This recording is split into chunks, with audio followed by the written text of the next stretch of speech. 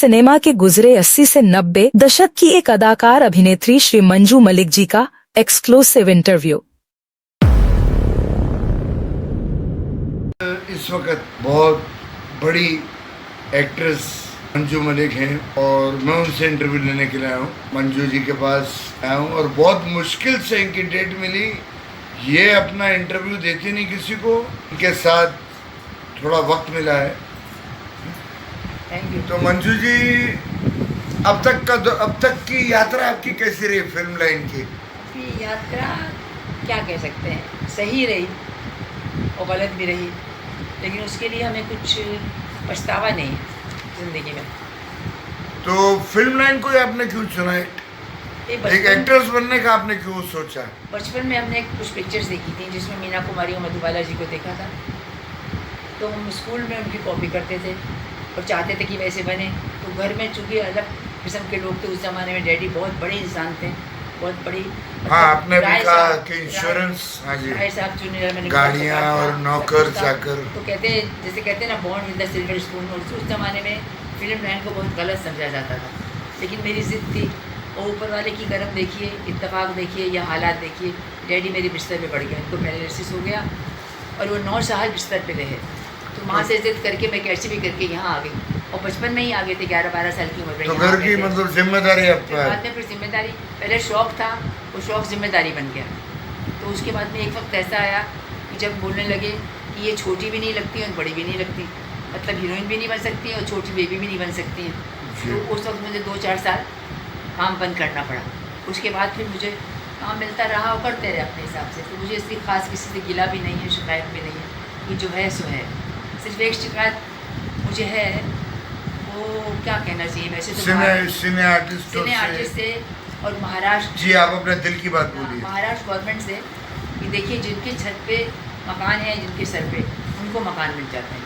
ये कहने को है ना कि हिंदुस्तान हमारा सारा जहां हमारा, और रहने को घर नहीं है सारा जहां हमारा। तो बात ये है कि जिनके पास घर होते हैं उनको घर मिल जाते हैं और जिनके पास नहीं होते उनको नहीं मिलते। लेकिन आप किसी से क्या शिकवा करेंगे। और एक शेर यहाँ भी अर्ज़ है कि सुनिए कि आप भी आप आएँ और मैं चाहती नहीं, मैं इसलिए इस लाइन से दूर हो गई हूँ कि अभी क्या फ़ायदा इन चीज़ों में। हाँ, आपने फिल्म लाइन छोड़ क्यों दी? छोड़ने वक्त हालात ने छुड़ा दी। अच्छा। जो भी हालात जिसको हम खास डिस्कस नहीं कर सकते, लेकिन कुछ वजूहत रही होंगी तो छोड़ दी मैंने।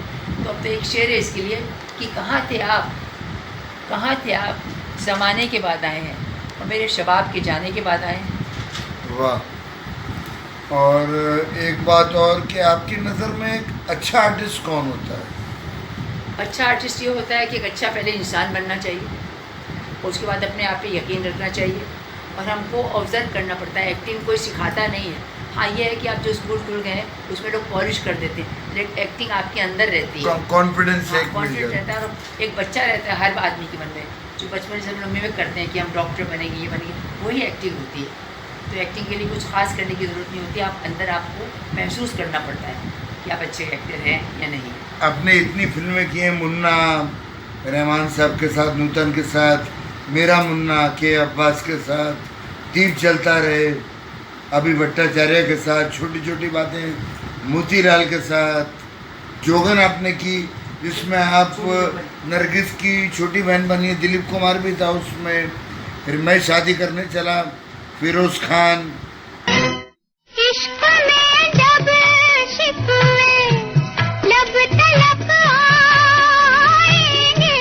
मेरा गांव मेरा देश में आपने कैरेक्टर रोल किया धर्मेंद्र के साथ। पाप की सजा तो भुगतनी पड़ेगी, मैं कुछ नहीं कर सकता।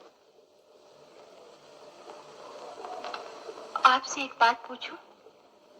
मैं मानती हूँ उन्होंने पाप किया है, लेकिन हम एक दूसरे के पड़ोसी हैं, एक दूसरे के सुख दुख के भागी।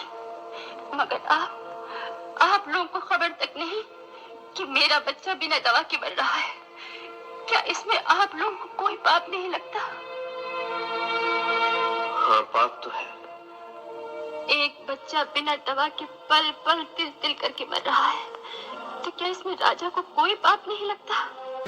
फिर आपने सत्याकाम में कैरेक्टर रोल किया धर्मेंद्र के साथ, वो इतने इम्प्रेस हो गए कि एक फिल्म थी रेशम की डोरी, उसमें उनकी बहन का रोल था, वो चाह रहे थे कि आप करें वो रोल, लेकिन उसमें ऑलरेडी कोई डिसाइड हो चुका था, जी जी। तो आपको वो बहुत बुरा लगा होगा, नहीं, खराब ठीक है। एक अफसोस हुआ होगा आपको। अफसोस हुआ, लेकिन अब किसी को निकालना भी तो अच्छी बात नहीं है। बिल्कुल। फिर आपने वंजारा भी की, पंजाबी फिल्म में वंजारा, छह पिक्चर्स की वजह। छड़ियों दी डोली और ओडिशा। नानक दुखिया सब संसार, उदारे कोडिशा।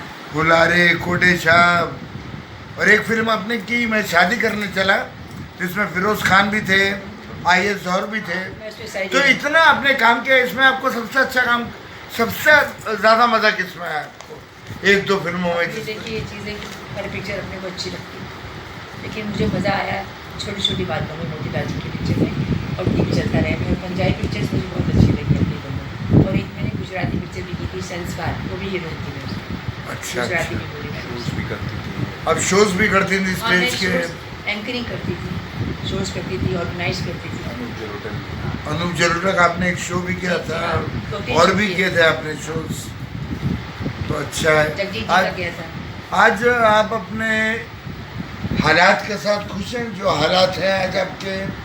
क्या आप, क्योंकि ये जो सिने आर्टिस्ट है, ये कुछ कुछ लोगों की मदद करती है, अपने चहेतों की या अपने लाडलों की मदद करती है, लेकिन आपकी उन्होंने कोई सहायता, कोई मदद इतनी नहीं की, कुछ भी नहीं किया, तो आपको इस बात का दुख तो बहुत होगा। नहीं, अब दुख तो आदि हो गए इस चीज़ के, हर चीज़ में वो खुश रहना जानते हैं, लेकिन क्या है कि उनको करना चाहिए। मेरा प्रोफाइल है, गलत नहीं, अगर मेरे पास कार्ड खो भी गया तो क्या फ़र्क पड़ता है, मेरा प्रोफाइल तो है ना कि मेरी ज़िंदगी में 150 पिक्चर 200 पिक्चर्स आपकी, मैंने किए। हाँ, उसमें आप यूट्यूब में अगर आप देखें तो पूरा उसमें वो चाहें तो मुझे दे सकते हैं, मतलब क्या समझते हैं, आपको हेल्प कर सकते हैं लेकिन कुछ। ठीक है, अपन जैसा भी है, कुछ लड़के बच्चे आ जाते हैं, उनको थोड़ा सिखा देते हैं, फ्री फंड, वो भी फ्री फंड में। अच्छा, हाँ, किसी मतलब को बहुत हाँ, नेक काम करती हैं आप। बस हाँ, फ्री फंड में सिखा देते हैं, कुछ बच्चे आते हैं डिक्शनरी वगैरह कर रहे हैं, ये करना, मैं- टाइम पास होता है, फिर अपना दाल रोटी खा पाते हैं इज्जत से, जैसे